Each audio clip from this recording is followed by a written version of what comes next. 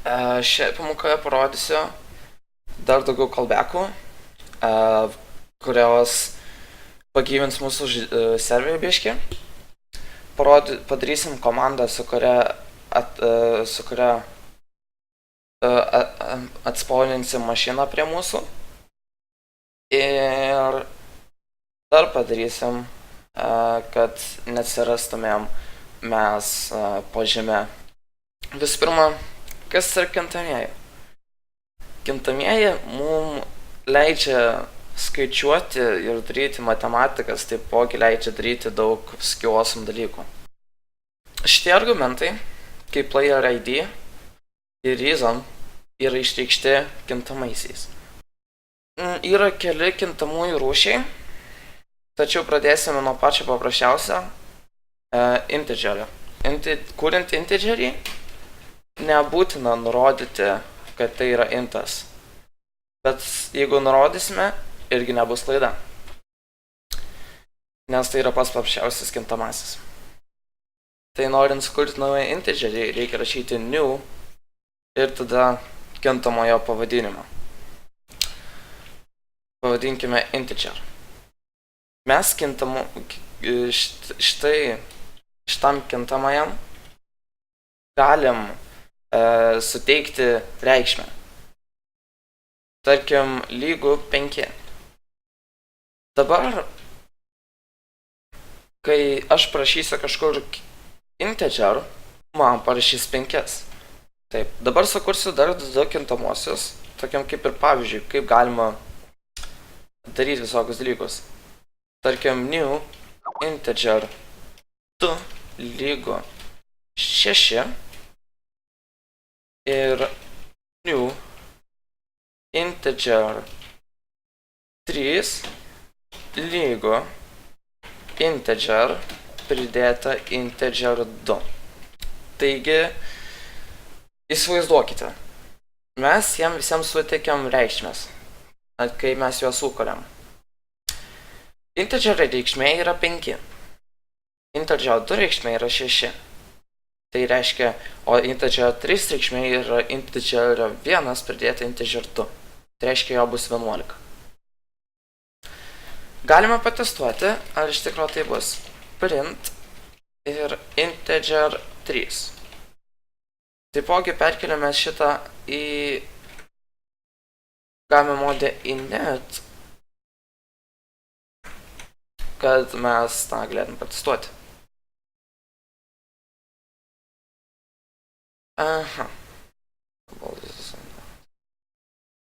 Ok. Esmė tokia, kad Pavno kalboje negalima paprastai išprintinti integerio. Reikia jį suformatuoti į stringą. Tai yra į tekstą, nes print komanda priima tik tai į tekstą.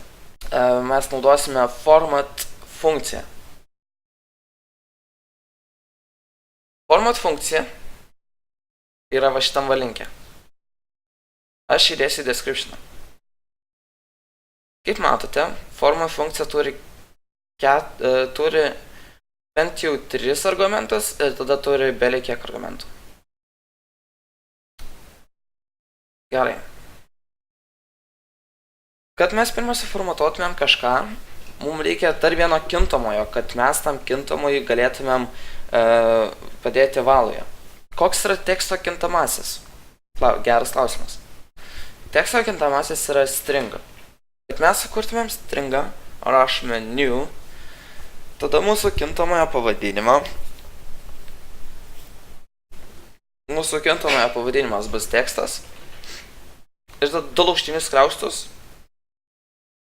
ir rašom čia kiek mūsų maksimum raidžių bus, plus dar vieną raidę. Tai tarkim parašom už 64. Gerai. Tai yra kažkas tokio pavadinimų masyvas, tačiau apie juos biškį vėliau. Kol kas juos įsivaizduokite tik tai taip, kad aš čia sukūriau tekstą, kuris gali būti maksimum 63 raidžių. Klausite, kodėl ne 64, ogi todėl, nes paskutinė raidė turi būti speciali, kad kompiuteris žinotų, kada užbaigti skaityti stringą, tekstą, kad jis jau pasibaigė. Kad mes paverstumėm integerį į stringą, mums reikia naudoti format komandą. Funkcija tai yra. Taigi taip, format rašome. Taip. Dabar kokie jos argumentai. Pirmas argumentas yra, į kurį stringą mes norime išmesti mūsų tekstą. Tai mes mūsų tekstą norim išsaugoti į mūsų kintamąjį, kurį kūrėme viršai. Tai yra tekstas. Tada antras argumentas yra jo dydis. Čia tiesiog paprastai galima parašyti size of tekstas. Ir taip paprastai išsisukti. Dabar yra pats tekstas. Format komandą galima daryti taip. Tarkim, dabar aš čia galiu rašyti belio kokį tekstą ir man tą tekstą perkels į tekstas. Tarkim, rašau tekstas 1, 2, 3. Ir tarkim dabar, jeigu aš tiesiog čia 0 palieku, nes man čia nebereikia kito variable, ir tada išprintinu tekstas, tada čia yra mum išmeta vardingą, tai yra įspėjimą, nes mes šitą variable nenaudojam. Tačiau dabar, jeigu mes paleidžiame serverį, mums parašys tekstas 1, 2, 3. Taigi, tai veikia. Tačiau format komanda padaro dar vieną dalyką, kuris yra labai cool. Format komanda turi šitos simbolius. Va, kur čia matote. Taigi, mes norime šitą tekstą įdėti į šitą tekstą. Į šitą stringą turiu omeny. Taigi galima taip nutrinti. Ir čia yra integeris, nes yra sveikasis skaičius. Integeris galima būti taip arba taip rašomas. Jeigu aš parašau šitaip, tada mes vėl gauname klaidą. Arba negauname klaidą, bet realiai neveiks. Nes jis ateina, jis yra atsiminęs va šitos va simbolius. Kompiuteris yra atsiminęs šitos simbolius. Ir jis ateina ir dabar skaito šitą mūsų stringą tekstą. Ir jis pastebi, kad čia yra toks pat simbolis, kuris reiškia, kad aš turiu paimti integerį. O iš kur jis jį paims? Jis jį paims iš kito argumento. Integer 3. Ir dabar, kai mes sukompiliuosime, paleisime, turėtų mum išprintinti 11.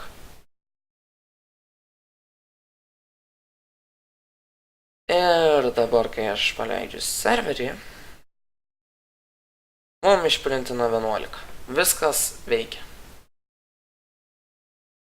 Taigi gerai. Čia buvo toks trumpas įvadas ant kintamųjų.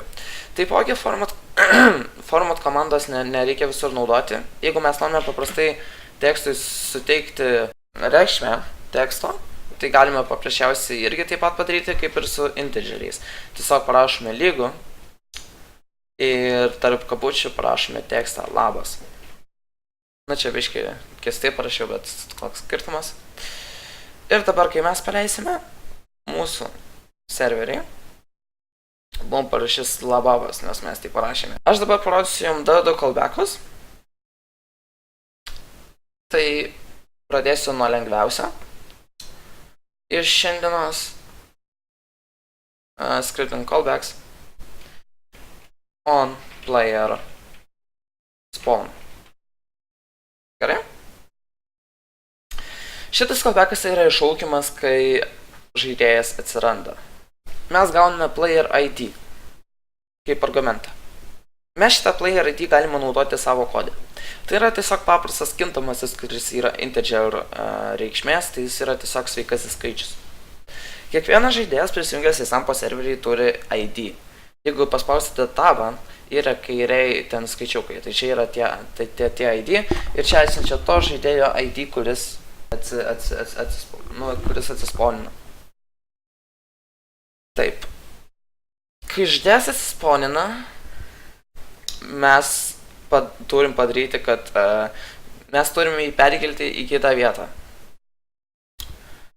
Nes toj vietoje, kur įprastai atsiranda žaidėjai, yra pažemė. Tas yra negerai. Bet tam, kad mes perkeltumėm jį į kitą vietą, mums reikia tos vietos koordinačių. Kad mes jas gautumėm, yra šiek tiek biški triki, bet aš jums parodysiu. Tarkim, kaip galima gauti vietos koordinatės. Tai yra iš tikrųjų paprasta. Tiesiog galima nueiti į belį kokį sampo serverį, aš einu į sargą.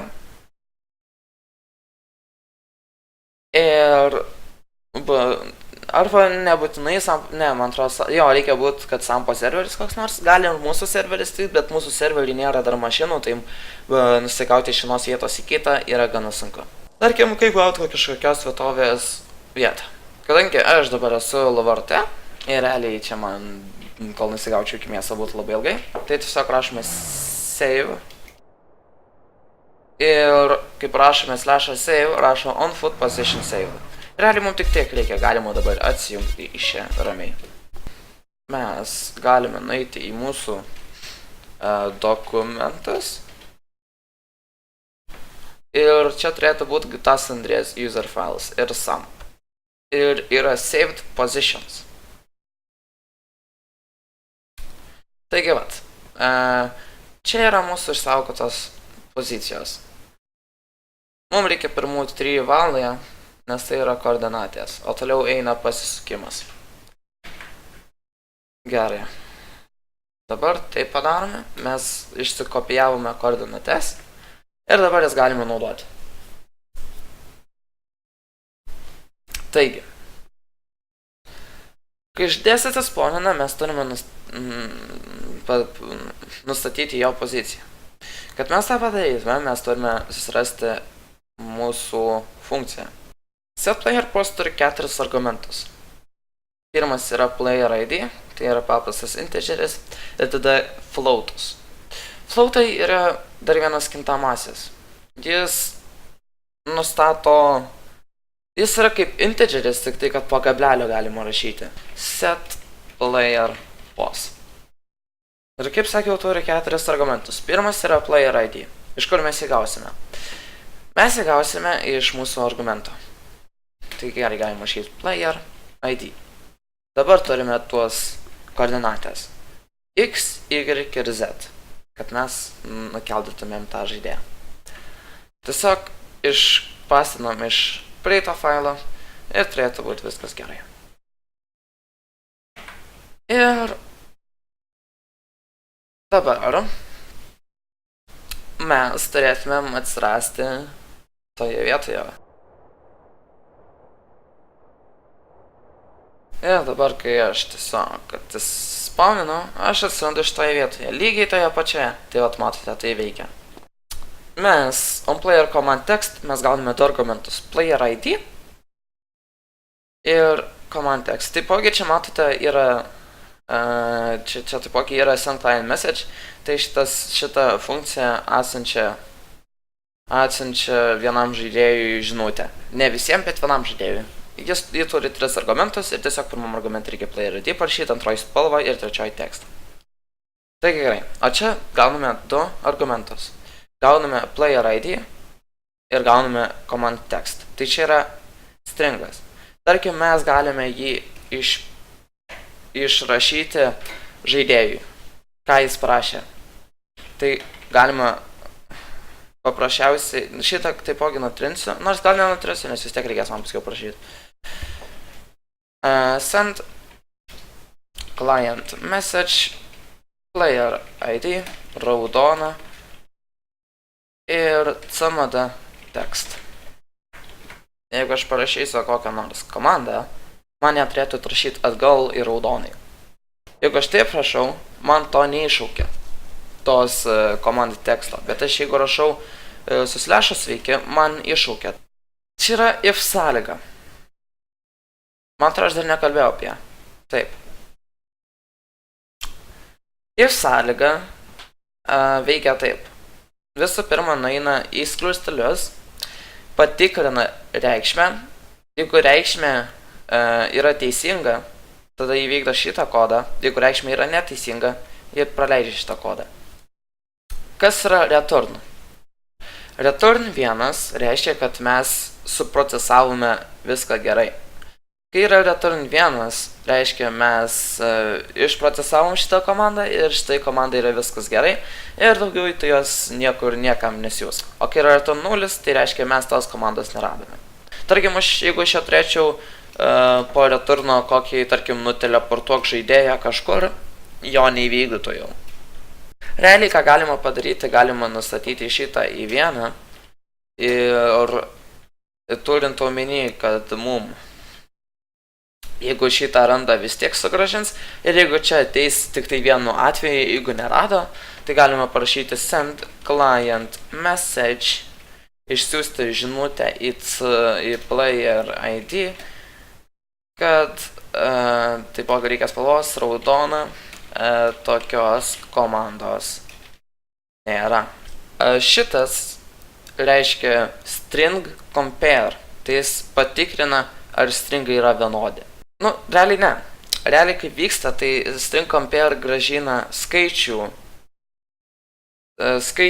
kiek yra neatitikimų. Ne? Jeigu yra vienodi, string compare gražins 0. Ir ifas tikrina tokį dalyką kaip booleanus, tai yra tiesa arba netiesa.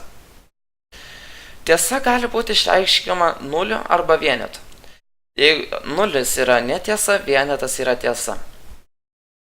O string compare, jeigu čia yra teisingas tekstas ir jis neturi skirtumų, gražins 0. Tai reiškia, mums taip neveikia. Todėl čia yra parašytas šitas šauktukas.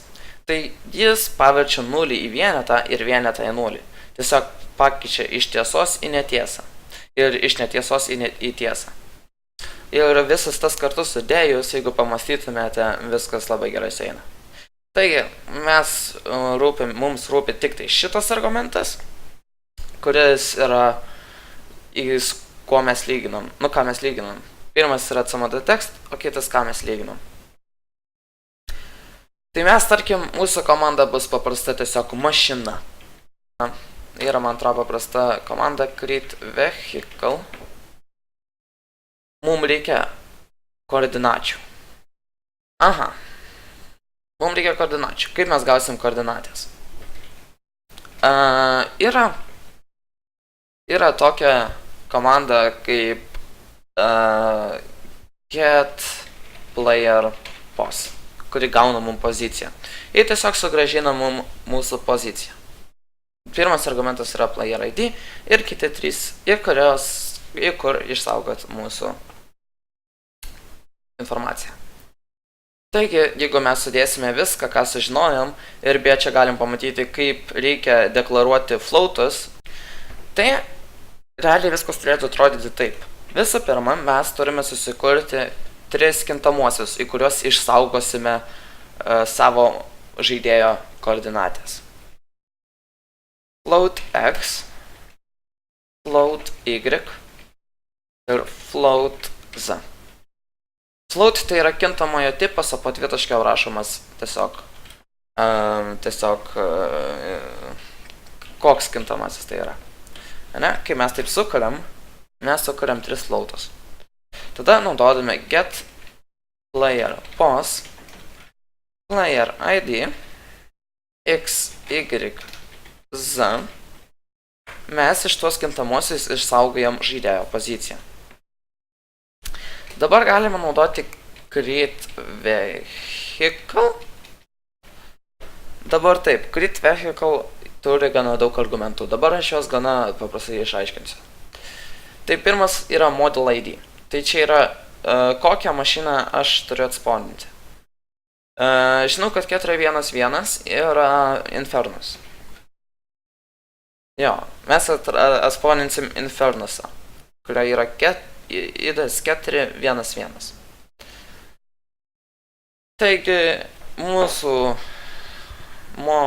šitas turi būti 411, nes mes norim atrasti Infernusą. Va šitam puslapį yra visų mašinų kodai Bet va, šitas viršutinis skaičius Vehicle Model ID yra mašinos kodas. Tada yra koordinatės. Koordinatės mums yra paprasta X, Y, Z. Tada eina angle. Tai yra į kurią pusę pasisukus mašina yra. Mums angle nerūpi, todėl įdedam tiesiog 0, kad būtų pasisukusi tiesiog tiesiai. Tada yra Color ID. Mašinų Color ID yra biški kitokia, tapo nėra tas dalykas, kaip tada rodžiau. Mašinų Color ID yra va čia paveiksliukė visos surašytos. Taigi gerai. Man, tarkim, padarom rudą va tokią 168. 168, 168. Kadangi mašinos turi dvi spalvas, respondeliai. Tai yra toks dalykas, tipo, po kiek laiko atsirespondins mašina. Kai iš jos nebus vairuotojo. Mums to nereikia, tai tiesiog įdeda -1 ir tai reiškia, kad ji niekada neatsiras niekur. Dabar yra sirena. Čia anksčiau šito nebuvo šiaip. Tiesiog duoda mašinai sireną. Čia visai cool galim pamatyti. Noriu sirenos. Gerai, taip. Ir mūsų šitas turėtų veikti. Bet čia yra viena klaida. Kokia? Kad mašina atsiras žaidėjo toje vietoje, kur yra žaidėjas. Kodėl tai yra blogai? Tai yra blogai todėl, kad atsiras mašina tiesiai ant žaidėjo ir žaidėjas įstriks. Kaip mes tai galime sutvarkyti? Mes prie Y galima pridėti kokį skaičių. Kad ir 2, kad mašina atsirastų čiut aukščiau ir tada žaidėjas turėtų laiko pasitraukti, kol mašina nukris. Nes dabar jeigu atsiras, tiesiog įstriks. Kaip tai padaryti? Tai galima rašyti Y lygų. Tai reiškia, mes nustatome Y valai. Kaip mes galime nustatyti Y valai? Mums reikia nustatyti Y valai, kad būtų Y plus 2. Galbūt ir atrodo darnai, bet ką tai padarys, tai pasakys, aš noriu nustatyti Y valai. Gerai, į ką tu nori ją nustatyti? Aš noriu nustatyti Y valai į seną Y, tik tai noriu dar pridėti 2. Ir tai veikia. Šitą visą kodą galima sutrumpinti į Y plus equals 2. Plus lygų 2. Taigi šitas kodas taipogi veikia. Tada prisijungiame į savo serverį. Ir dabar mes esame čia, parašome mašina ir mums atsirado mašina.